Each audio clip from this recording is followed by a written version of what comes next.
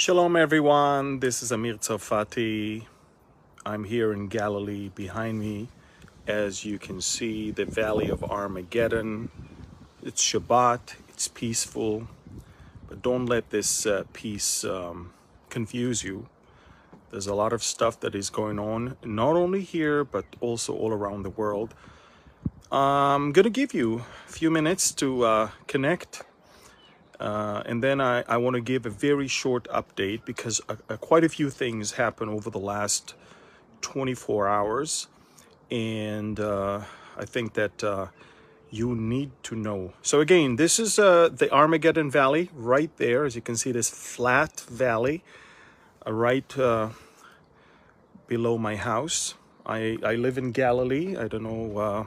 Let's see if I can show you a little bit more. We spent a lot of time sitting here on the lawn, spending some family time. As you know, we have been going through rough times. But again, I'll wait to see a few more, and I want to give you an update on a few things that happened in Israel, outside of Israel, and way beyond our borders. So let me see how many we have. Okay, it looks like we've got everyone from Asia to the west coast of the United States. So again, shalom everyone. This isツァルファティ. It's Shabbat. It's almost over, by the way. In 1 hour, it's going to be officially the end of Shabbat. It's very peaceful and tranquil here in Galilee. But don't let this peace confuse you or deceive you. There's a lot that is going on all around us. First of all, the horrific terror attack that took place on Thursday night at the end of our Day of Independence. 2 thugs, a 19-year-old and a 20-year-old Palestinians, armed with a knife and with an axe, responded to the inciting words of Hamas leaders from Gaza and butchered 3 Israeli men who basically left 16 kids without father right now. These are ultra-Orthodox Jews. They did nothing. In fact, one of the guys gave a ride to those 3. Those 3 were trying to hitchhike, and he gave them a ride. And as soon as they got to where they wanted, they cracked his head open with an axe, and then got out of the car and killed more and wounded more. So this is as far as Hamas and Palestinians. And I told you, and I know a lot of people don't take it seriously, but the inciting on the internet regarding the soon end of Israel, regarding July 8th. Remember, someone calculated according to some verses in the Quran that by July 8th, Israel will come to an end. And according to his words, the Ramadan will be the beginning of the downfall. And everyone that is now taking part of this wave of terrorism is convinced that he is doing his part in bringing the end to Israel, bringing the end of Israel, basically. So they are honored. They're honored to do that. Can you imagine what it takes for 18-year-old, 19-year-old to take an axe and a knife and to kill, to butcher people that are not armed, people who actually helped them, people who gave them jobs, and they left 16 children with no parents right now, with no father. Okay, so this is the last of few terror attacks. The Israeli government is, you know my opinion, we should have decapitated the head of the snake long time ago. The Hamas leader should have been under the ground, but he's actually doing whatever he wants. Now, let me tell you that the Palestinians are you know, they kind of ran out of ammunition right now because Ramadan is over. The religious feelings of everyone is now no longer that high. Everybody got back to work, got back to school, back to normal life. That's it. So now they're looking for some sort of excuse to continue. And again, the narrative that they're using is Israel is breaking, is storming into the third holiest mosque in the world. They're trying to take over. They're trying to put the Israeli flag on the Temple Mount and declare it as theirs. Blah, blah, blah. No one is doing that. No one wants to do it. Nobody intends to do it. But we've been touring the Temple Mount for over 50 years now. But nobody cares about that. Nobody, I mean, and these people they're storming into the mosque, not barefoot. They are storing rocks inside. They are destroying ancient relics. They're destroying ancient doors, ancient windows of their own mosque. All in the effort to do what? To kill and incite and create violence, so the world will think that Israel is about to do something to the Palestinians, which, of course, we're not. Now, early this morning, airstrike in Syria destroyed several Iranian assets on the ground on the border between Syria and Iraq. So just so you know, that's a very, very known route of smuggling rockets and weapons and even parts of UAVs. See, this is the next thing. This is, I mean, if you're watching what's going on between Ukraine and Russia, you understand that Russia's biggest problem is the Ukrainian UAVs, those drones. They're made in Turkey. These are Turkish-made drones, and they cause havoc. They destroy so many things on the ground. So drones are the next thing, and the Iranians they know that, and they smuggle into Syria as many pieces, and they assemble them in Syria, on Syrian ground.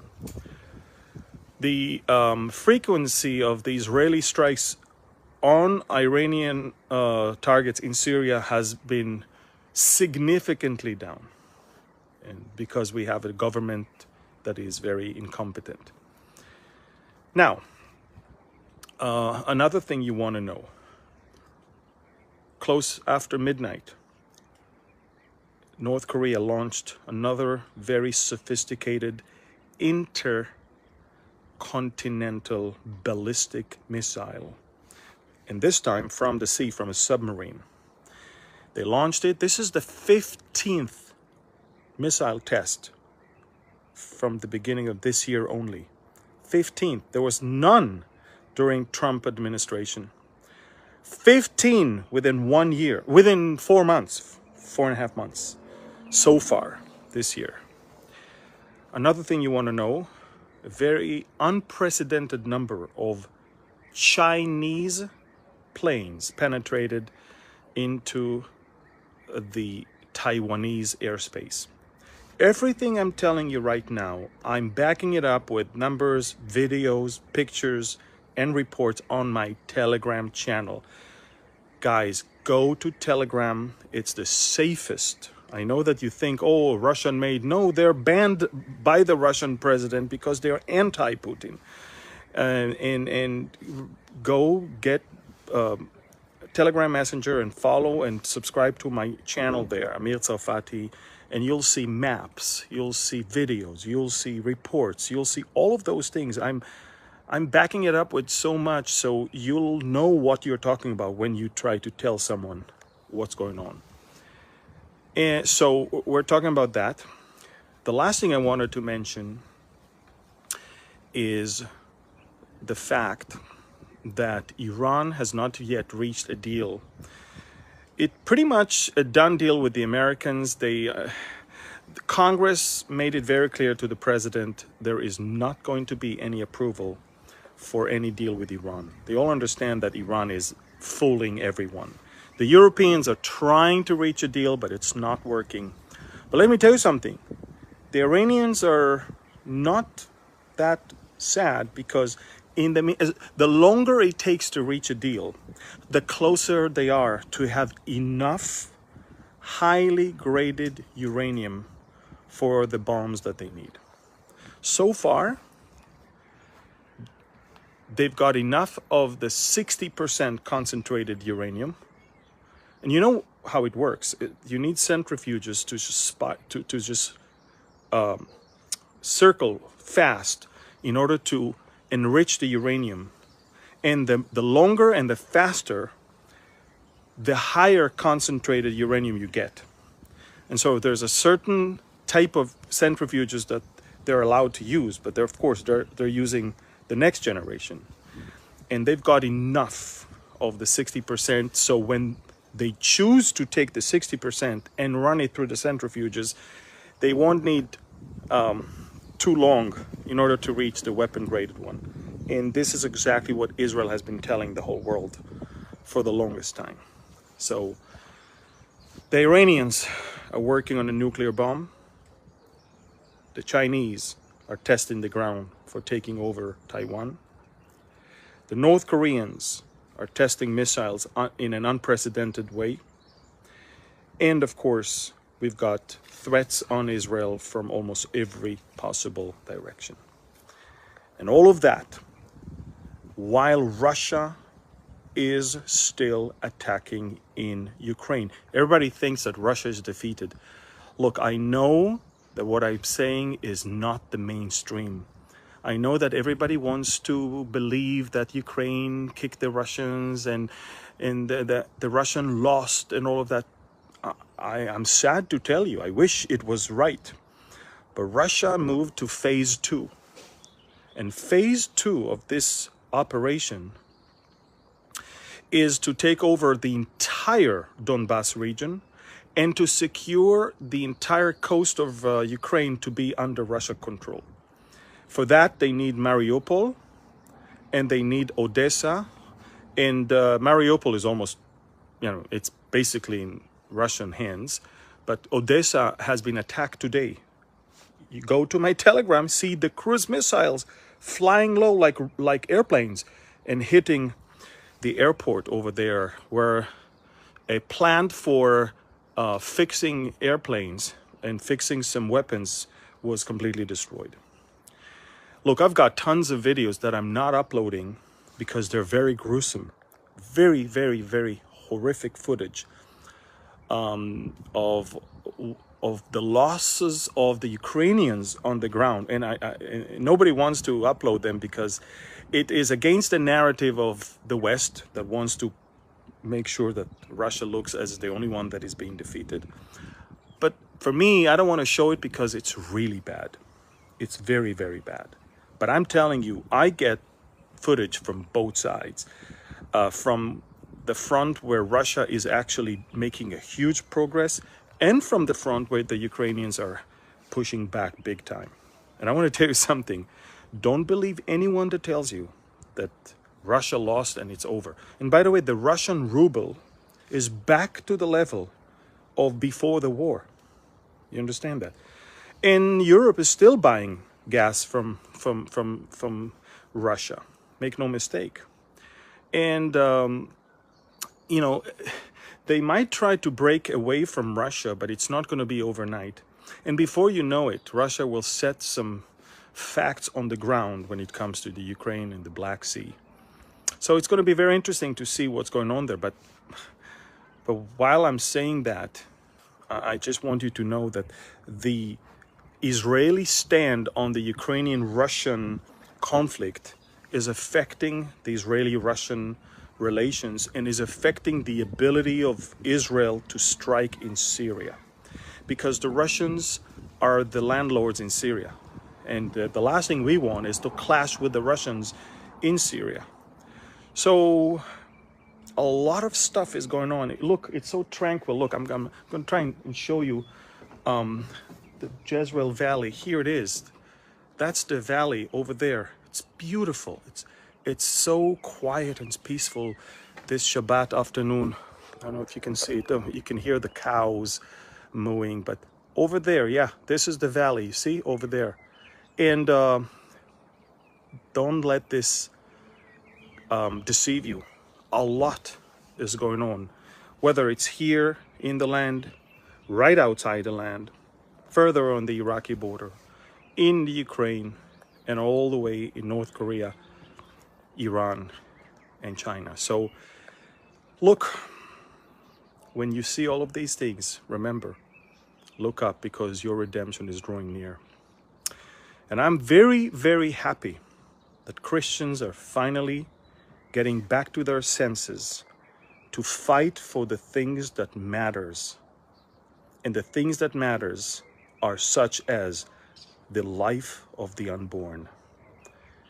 And it's going to be interesting to see the U.S. Supreme Court final decision. But I'm going to tell you, this is making Satan so angry right now. And he's so angry right now that he's going to make sure that every church will suffer harassment by all of these activists or pro-abortionists. And I can also tell you that he's very angry because, he made quite a few people very, very wealthy and quite a few companies very, very successful. You understand that? But now he demands the price. Satan demands the price. And the price is, give me the blood of those babies. And the reason why I'm telling you that is I just read that certain companies, big ones, are planning on funding the travel expenses for people who wants to perform an abortion and they can't do it in their own state. So he made those companies rich. And now when they have the money, they're going to spend it on what he really wants, which is kill the babies. Now he demands the price for it. It's quite amazing. It's so diabolic, but that's who he is. He is the devil. So, but these are the things that Christians should stand up for. That's biblical. To stand for the right of people to live life and not be killed in the womb. These are the things that, the Bible, and by the way, I always tell people to put pro-choice against pro-life is stupid. Why? Because life is a choice. The Bible says in Deuteronomy 30, choose life. I put before you today evil and good, death and life. Choose life. You need to choose life. So pro-life, the opposite of pro-life is not pro-choice. The opposite of pro-life is pro-death. Last time I checked. And in both cases, it's a choice. So when you fight, you need to make it very clear. We are pro-choice. And the choice is choose life. We make our choices. And so it's very important. God says choose life. It's not, God, this is the sanctity of life is and who is the one who is the master of death, if not the devil himself? So I want to encourage you, now that COVID is almost over and we can get back to our senses, these are the things we need to fight for. And that's exactly what we are here for. Stand for the truth of the gospel, family values, and of course, life. And of course, Israel as well. So thank you. Listen, please share this with as many people as you can. I want to tell you also, I know I'm not allowed to, but I will tell you anyway. Thank you for grabbing Revealing Revelation. This book broke every possible record of pre-sales. And I'm not at liberty to tell you how many. But I can tell you that if I thought Operation Yoktan was a bestseller, and it did win bestseller title, this book is more than double. So, and I'm so happy because this book is pure doctrine, gospel, salvation, prophecy.